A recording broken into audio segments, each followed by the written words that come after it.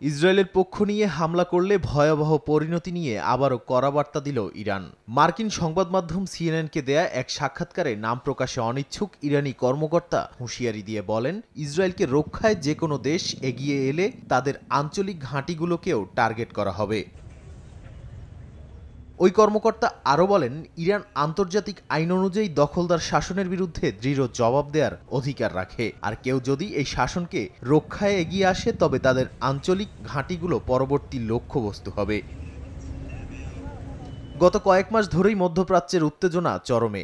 গাজা পরিস্থিতি, লেবাননে হিজবুল্লাহর সঙ্গে সংঘর্ষ ও সিরিয়া ইরাকে ইরানি প্রভাবশালী ঘাঁটিতে পশ্চিমা হামলা, সব মিলিয়ে অস্থির এই ভূরাজনীতি।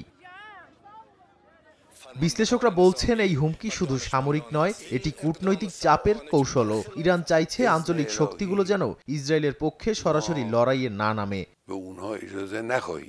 ইরানের এই বার্তা মূলত যুক্তরাষ্ট্র, সৌদি আরব বা আমিরাতের মতো দেশগুলোর জন্য। তারা যেন সরাসরি জড়িত না হয়, এটাই মূল উদ্দেশ্য, এমনটাই মনে করেন বিশ্লেষকরা।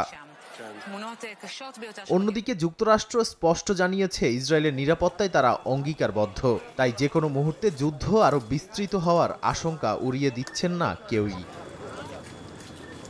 নাদিম মারজান, সময় সংবাদ।